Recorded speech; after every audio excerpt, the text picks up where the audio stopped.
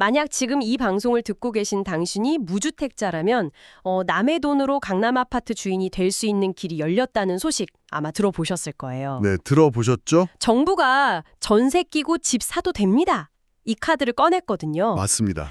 근데 이게 정말 일생일대의 기회일까요? 아니면 2년 뒤에 당신을 파산으로 몰아넣을 아주 치명적인 함정일까요?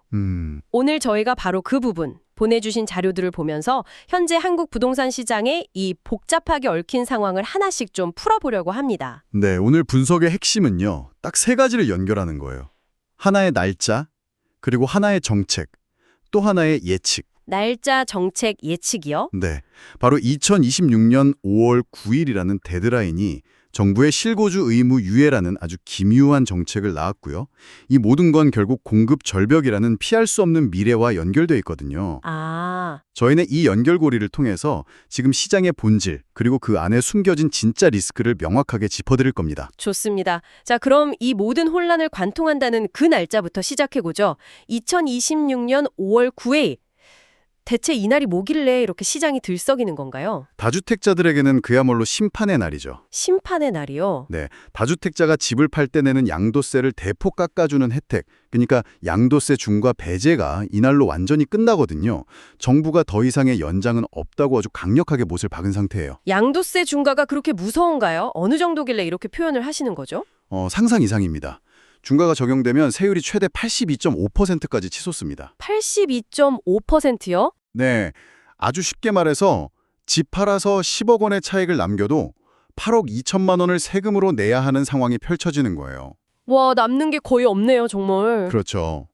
그러니 다주택자들 입장에서는 2026년 5월 9일 전까지 어떻게든 집을 팔아야 한다는 그 압박감이 엄청날 수밖에 없어요. 그렇겠네요. 그런데 여기서 첫 번째 아이러니가 발생합니다. 어떤 거죠? 그렇게 팔고 싶어도 팔 수가 없는 거대한 벽에 부딪힌 거죠. 팔고 싶어도 못 판다니요. 사려는 사람이 없어서요? 아니요, 그게 아니라 제도적인 벽 때문이에요.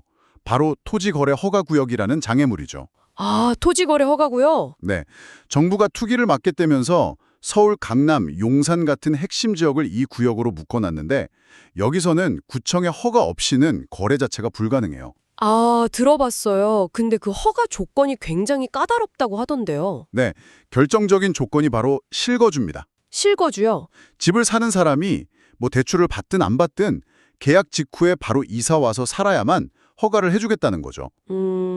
여기서 이제 현실적인 문제가 터지는 거예요. 다주택자들이 내놓는 매물 대부분에는 아직 계약 기간이 남은 세입자가 살고 있거든요. 그렇죠. 현행법상 세입자의 계약갱신 청구권을 존중해야 하니까 집주인이 마음대로 내보낼 수도 없고요. 아, 잠시만요. 그럼 정리해보면 파는 사람은 세금 때문에 팔아야만 하는데 그 집에는 세입자가 살고 있고 또 사려는 사람은 당장 들어가 살아야만 허가가 나오니까 네, 세입자가 나가지 않는 이상 거래 자체가 원천적으로 불가능한 거군요. 정확해요. 실제로 30대 직장인 김 씨가 강남 아파트를 계약하려다가 세입자 계약 기간이 1년 반이나 남아서 결국 거래가 무산된 사례도 있었죠. 아, 정말 답답한 상황이네요. 결국 다주택자들은 발등에 불이 떨어졌는데 살 사람이 있어도 팔 수가 없는 정말 기가 막힌 진퇴양난에 따진 겁니다. 시장 전체가 동맥경화 상태에 빠졌다고 보시면 돼요. 매물은 쌓이는데 피가 돌지 않는 거군요. 바로 그렇죠. 바로 이 꽉 막힌 혀를 뚫겠다며 정부가 새로운 카드를 꺼냈군요. 이게 지금 시장을 뒤흔들고 있는 실거주 의무 2년 유예 정책이네요. 맞습니다. 무주택자에 한해서 세입자가 있는 집을 사더라도 최대 2년까지는 입주를 미뤄주겠다는 거예요. 아, 기다려주겠다. 네, 기존에는 사자마자 입주해야 했는데 이제는 세입자 계약이 끝날 때까지 기다려줘도 괜찮다는 거죠. 그 말은 사실상 전세를 끼고 집을 사는 소위 갭 투자의 문을 다시 열어준 거나 마찬가지 아닌가요? 바로 그 지점입니다. 푸기 맞겠다고 묶어놓은 토지거래 허가 구역에서요. 바로 그 지점이 이 정책의 가장 큰 모순이에요.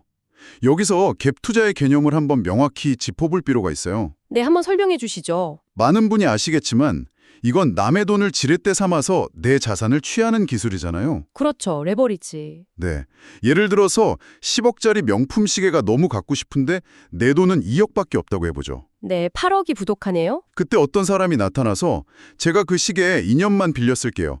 대신 보증금으로 8억 원을 맡기겠습니다. 라고 제안하는 거예요. 아. 그럼 내 돈 2억에 아파트, 보증금 8억을 합쳐서 10억짜리 시계를 사는 거죠.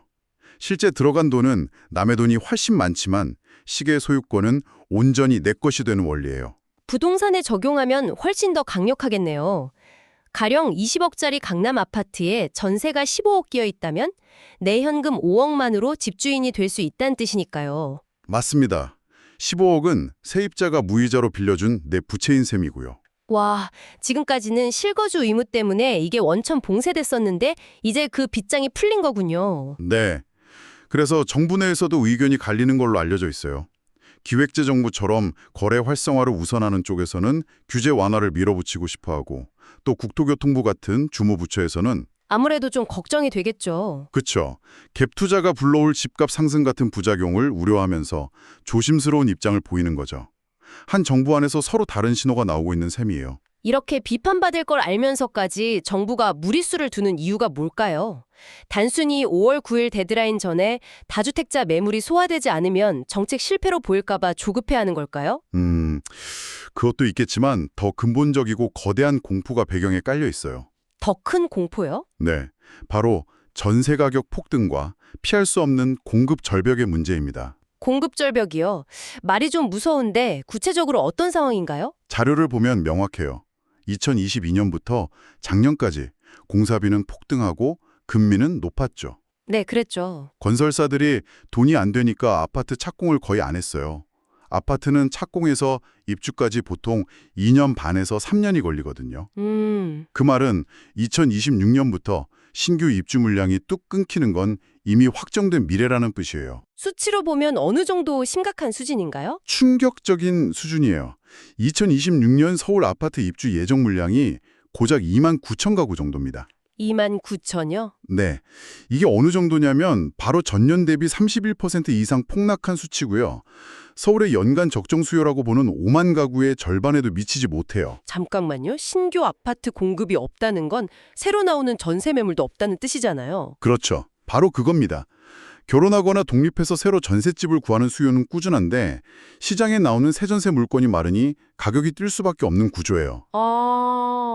실제로 주택산업연구원에서는 2020년 서울 전세가가 4.7% 오를 거라고 전망하기도 했어요.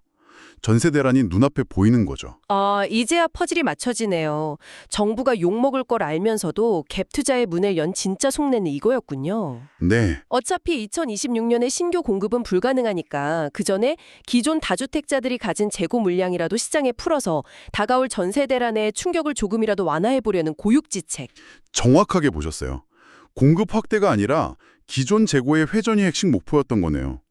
새로 집을 짓는 건 시간이 걸리니 이미 지어진 집들이라도 돌게 만들어서 당장 급한 불부터 끄겠다는 전략인 거죠. 하지만 갭 투자를 풀어주는 게 집값 상승으로 이어질 거라는 우려도 당연히 클 텐데요.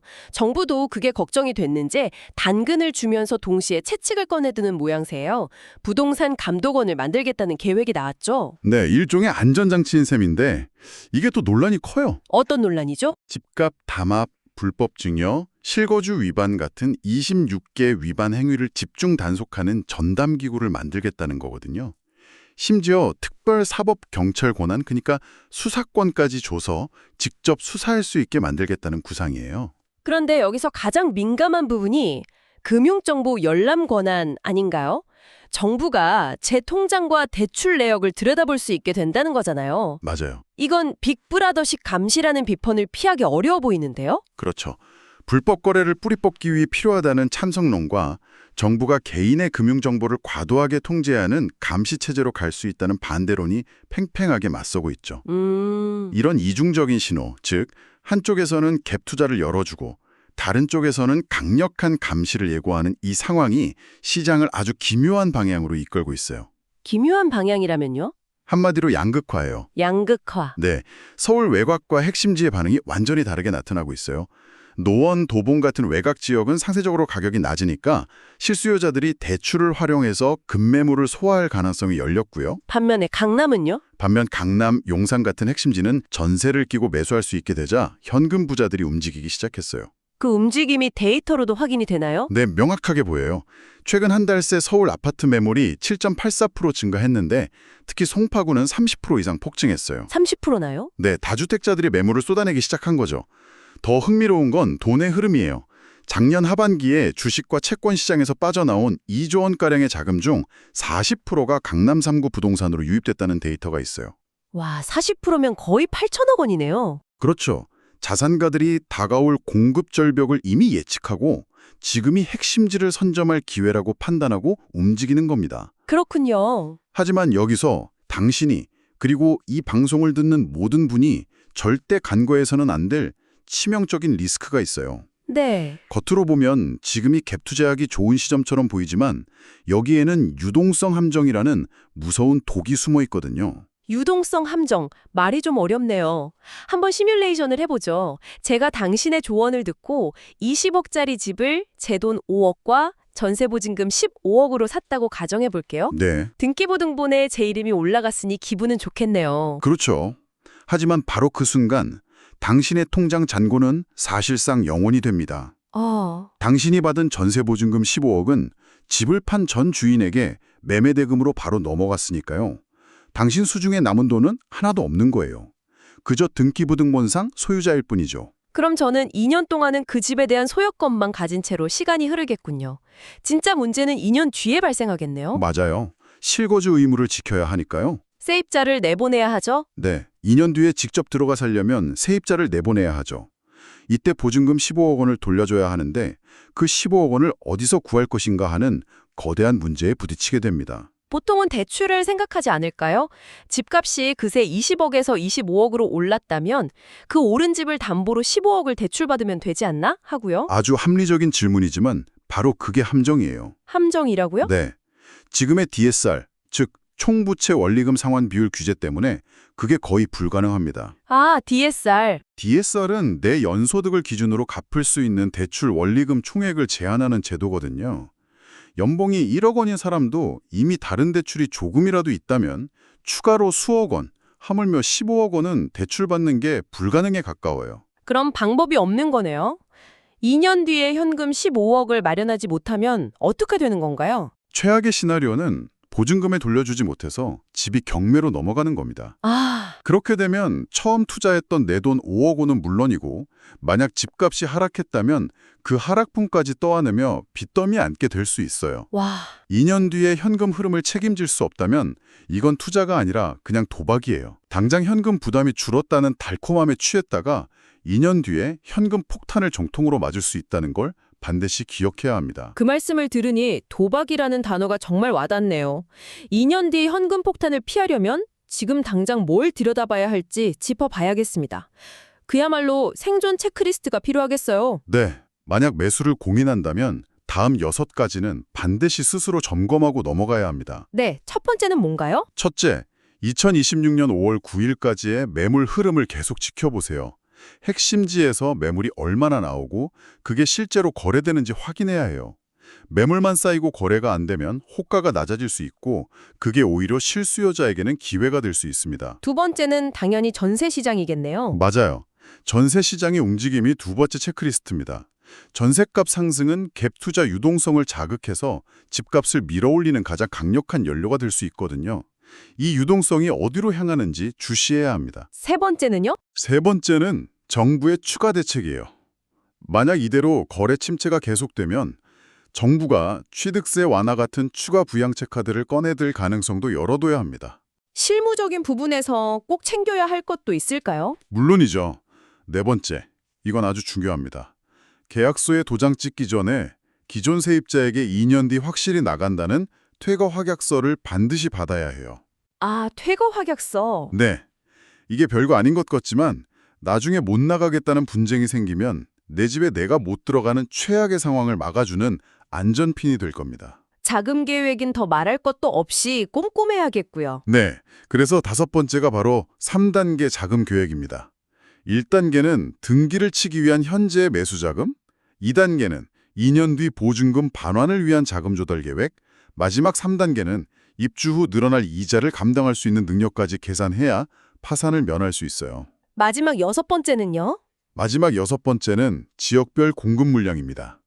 서울 전체 데이터만 보지 마시고 내가 들어가려는 바로 그 동네, 그 아파트 단지 주변에 향후 3년치 입주 물량 데이터를 직접 확인해야 합니다. 아, 우리 동네에 입주 폭탄이 떨어지면 전셋값과 집값이 함께 흔들릴 수 있으니까요. 바로 그겁니다. 정리해보죠. 지금 부동산 시장은 데드라인, 공급 절벽, 정부의 이중적 정책이 뒤엉킨 그야말로 살얼음판이네요. 네, 그렇죠. 정부는 팔 사람 빨리 팔고 살 사람 능력되면 사라는 신호를 보내고 있지만 그 신호가 너무 복잡하게 꼬여 있어요. 이런 때일수록 뉴스 헤드라인만 보고 휩쓸리면 안 되겠어요. 규제가 풀렸다는 사실보다 왜 풀었을까? 그 뒤에 어떤 기회와 어떤 함정이 도사리고 있을까를 한 번 더 생각하는 냉정함이 필요해 보입니다. 맞아요. 경제학의 기본 원리는 명확해요. 수요가 있는데 공급이 부족하면 가격은 오릅니다. 하지만 당신이 그 상승의 수혜자가 될지 아니면 유동성 함정에 빠진 희생자가 될지는 다른 누구도 아닌 바로 지금 이 순간 당신의 냉정한 판단에 달려 있습니다. 마지막으로 당신에게 질문 하나를 던지며 마무리하겠습니다. 정부의 이번 정책은 자산을 가진 사람들에게는 레버리지를 극대화할 절호의 기회를, 그렇지 않은 사람들에게는 감당하기 힘든 리스크를 동시에 안겨주고 있습니다. 다가올 공급 절벽의 시대에 과연 이 정책은 시장을 살리는 임시방편일까요? 아니면 다음 세대를 위한 부동산 불평등을 더욱 견고하게 만드는 신호탄이 될까요? 오늘 나눈 이야기가 여러분에게 생각할 거리를 주었다면 긍정적인 피드백을 남겨주세요. 더 듣고 싶은 주제가 있다면 여러분의 의견을 알려주세요. 여러분의 피드백은 다음 이야기를 준비하는 데 큰 도움이 될 겁니다. 다음 이야기들을 놓치지 않으려면 구독과 알림을 설정하세요. 여러분의 선택 하나하나가 여러분의 삶을 만들 겁니다.